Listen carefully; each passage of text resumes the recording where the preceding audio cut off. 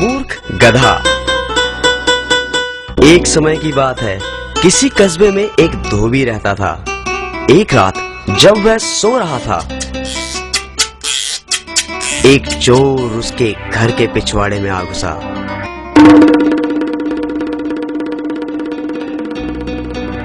धोबी का एक कुत्ता और एक गधा वहां एक खूंटे के साथ बंधे हुए थे।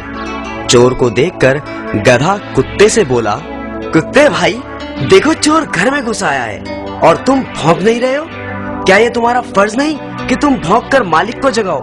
यदि तुम ऐसा नहीं करोगे तो चोर चुपचाप चोरी करके यहाँ से रफू चक्कर हो जाएगा। बात तो तुम्हारी ठीक है, परंतु तुम तो जानते ही हो मैं दिन रात मालिक के घर की चौकीदारी करता हूँ और तुम भी कोई कम काम नहीं करते, परंतु हमें मिलता ही क्या है? हमें ढंग से पूरा भोजन तक नहीं दिया जाता।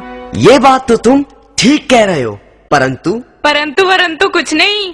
मैंने तो सोच लिया है, मैं आज नहीं भौंकूंगा। मालिक को जब तक हानि नहीं होगी तब तक वो मेरी कदर नहीं करेगा। देखो, ऐसे आड़े वक्त में ऐसी बात सोचना गलत है। मुसीबत के समय अपनी मांग रखना उचित नहीं। मैं उचित अनुचित कुछ नहीं जानता। मैंने तो जो कह दिया सो कह दिया। ऐसे मालिक का भी क्या करना जो अपने काम से ही काम रखे, लेकिन हमारा ध्यान बिल्कुल ना करे। गधे को गुस्सा आ गया। ओए मतलब परस्त, तू अपने फर्ज में कोताही कर सकता है, परंतु मैं तेरी तरह कमीना नहीं। लगता है मुझे ही कुछ करना पड़ेगा। और गधा जोर जोर से रैंकने लगा।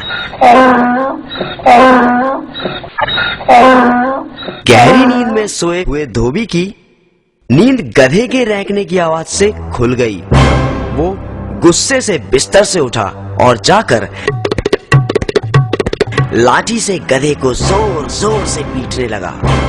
पिटाई इतनी बुरी तरह से हुई कि कमजोर गधे ने वहीं अपने प्राण त्याग दिए। तो बच्चों, समझे कुछ? इसीलिए तो कहते हैं, अपने काम से काम रखो, दूसरे के काम में टांग ना अड़ाओ।